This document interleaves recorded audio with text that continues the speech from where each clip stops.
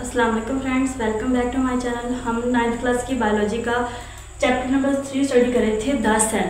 Previous lecture में हमने देखा कि सेल होता क्या है, इसका थोड़ा सा इंट्रोडक्शन हमने देखा कि ये किसी भी ऑर्गेनिज्म की स्ट्रक्चरल और फंक्शनल यूनिट को जो है सेल बोला जाता है कि उसकी स्ट्रक्चर बना रहा है, उसके फिजिकल बॉडी, उसके जितने भी फंक्शंस होने हैं वो सेल की वजह से परफॉर्म होंगे। तो हमने जो अपना लेक्चर छोड़ा था एनिमल सेल और प्लांट सेल में डिफरेंस पे जाके कि कौन कौन से डिफरेंस होते हैं, कि ऐसी कौन सी चीज़ें मौजूद हैं प्लांट सेल में जो कि एनिमल सेल से डिफरेंट हैं, जिसकी वजह से प्लांट जो है वो इंटायरली एनिमल से डिफरेंट जो है वो नज़र आता है, डिफरेंस उसका बिहेवियर है। ठीक है, तो आज हम उसी डिफरेंस को स्टडी करेंगे कि एक प्लांट सेल में और एक एनिमल सेल में क्या डिफरेंस है। तो जब जो है वो सेल डिस्कवर हो गया तो साइंटिस्ट ने जो है वो एक बेसिक लेवल उनको मिल गया, ठीक है, स्टडी का। तो सेल पे स्टडी जो है बहुत ज़्यादा उन्होंने करना शुरू की कि सेल के अंदर कौन कौन सी ऑर्गेनेलिज हैं, कौन कौन से फंक्शन सेल परफॉर्म कर रहा है, जिसकी वजह से एक ऑर्गेनिज्म जो है वो दूसरे से बिल्कुल ही डिफरेंट हो गया। तो अगर हम स्टार्ट करें तो एक जो प्लांट सेल है, प्लांट सेल जैसे कि आप देख सकते हैं एक क्या होता है, तना हुआ एक रिजिड स्ट्रक्चर होती है प्लांट सेल की, एक अकड़ाव होता है इसके अंदर। लेकिन जो एनिमल सेल है ये क्या होता है, फ्लेक्सिबल सा होता है। इसकी वजह क्या है, क्योंकि जो प्लांट सेल है इसके बाहर एक बाउंड्री मौजूद होती है। एक तो होती है सेल मेम्ब्रेन जिसने सारी ऑर्गेनेल्स को कवर किया होता है, उसके बाहर होती है सेल वॉल। ठीक है, प्लांट्स के अंदर मौजूद होती है सेल वॉल, लेकिन एनिमल्स के अंदर जस्ट सेल मेम्ब्रेन मौजूद होती है, इनके अंदर सेल वॉल मौजूद नहीं होती। और उसके अलावा इस सेल वॉल के नीचे होती है सेल मेम्ब्रेन। ठीक है, लेकिन प्लांट्स के एनिमल्स के अंदर जस्ट क्या होती है, सेल मेम्ब्रेन मौजूद होती है। इसी वजह से जो प्लांट सेल हैं उनकी स्ट्रक्चर क्या होती है, फिक्स होती है, एक ही स्ट्रक्चर होती है।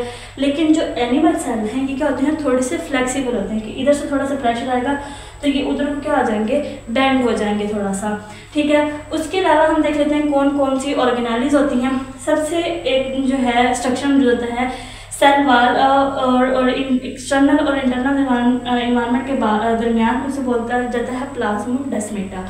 ठीक है, ये क्या करता है कि बाहर से जो भी मटेरियल आना है उसको अंदर लेके आता है और अंदर वाला मटेरियल बाहर लेके जाता है।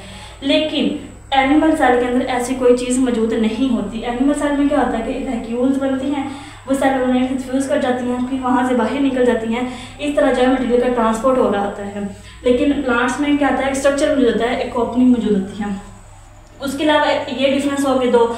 इसके अलावा ये डिफरेंस होता है कि जो प्लांट सेल है इनके दरमियान में एक बड़ी सारी वैक्यूल मौजूद होती है। अब इस वैक्यूल का क्या फंक्शन होता है कि ये पानी से भरी हुई होती है। ठीक है, इसके अलावा इसके अंदर वेस्ट मटेरियल भी स्टोर होते हैं, इसके अलावा इनके अंदर फूड भी स्टोर होती है। ठीक है, जैसे कि स्टार्च को स्टोर कर रहे होते हैं प्लांट्स, तो वो भी इसी वैक्यूल के अंदर स्टोर होती हैं। और ये जो है ये बहुत रिजिड होती है और ये सेल के सेंटर में मौजूद होती है, इसमें ज़्यादा स्पेस घेरी होती है, ये बड़ी सारी स्ट्रक्चर होती है। और इसी की मौजूदगी की वजह से जो प्लांट सेल का न्यूक्लियस है वो एक साइड पे चला जाता है। जबकि अगर हम एनिमल्स की बात करें तो एनिमल्स में वैक्यूल्स क्या होती हैं, बिल्कुल छोटी छोटी जो है वो मौजूद होती हैं, इनके अंदर इतनी बड़ी या इतनी रिजिड मौजूद नहीं होती। उसके अलावा प्लांट सेल में होते हैं क्लोरोप्लास्ट। क्लोरोप्लास्ट जो है ग्रीन कलर की स्ट्रक्चर होती है, इसके अगर अंदर जाए तो उनके अंदर होते हैं थैलाकॉइड्स होते हैं। ठीक है, इसको अगर हम फर्दर डिटेल स्टडी करेंगे तो देखेंगे इसका फंक्शन सारा। तो लेकिन एनिमल सेल में ऐसी स्ट्रक्चर कोई भी मौजूद नहीं होती। इनका क्या काम होता है, ये फोटोसिंथेसिस करवाती हैं। इसी स्ट्रक्चर की वजह से प्लांट सेल क्या है, ऑटोट्रॉफ से यानी अपनी खुराक खुद बना पा रहे हैं, लेकिन एनिमल सेल क्या है, हेटेरोट्रॉफ हैं, क्योंकि उनके अंदर ये मौजूद नहीं है, फोटोसिंथेसिस नहीं होगी तो वो अपनी खुराक भी खुद नहीं बना सकेंगे। उसके अलावा जो है वो प्लांट सेल में माइटोकॉन्ड्रिया आ जाते हैं। माइटोकॉन्ड्रिया जो कि सेल की क्या आती हैं, पावर हाउस होता है, एनर्जी प्रोवाइड करता है। माइटोकॉन्ड्रिया एनिमल सेल में मौजूद होती है। उसके अलावा गोल्जी वेसिकल्स होती हैं, एनिमल्स के अंदर गोल्जी अपरेटस मौजूद होती हैं। उसके अलावा राइबोसोम होता है प्रोटीन बनाने के लिए, एनिमल सेल में भी मौजूद होता है। क्रोमैटिन मटेरियल मौजूद होता है न्यूक्लियस के अंदर। अब ये मटेरियल मौजूद है लेकिन इसके अंदर मौजूद डीएनए, उस डीएनए का सीक्वेंस वो इंटायरली डिफरेंट है। उस डीएनए से जो भी चीज़ बन रही है, कोई भी ऑर्गेनेल, कोई भी प्रोटीन, वो क्या होगी, इंटायरली डिफरेंट बनेगी। एनिमल्स में डिफरेंट होगी, प्लांट्स में जो वो डिफरेंट होगी। इसके अलावा इनके अंदर एक न्यूक्लियोलस भी होता है, smooth endoplasmic reticulum, rough endoplasmic reticulum मौजूद होता है। ठीक है। तो इस जो न्यूक्लियस है उसकी गिर्द एक इन्वेलर मौजूद होता है, क्योंकि ये एक यूकैरियोटिक सेल है, इस वजह से इसका न्यूक्लियस जो है वो एक प्रॉपर इन्वेलर में मौजूद होगा।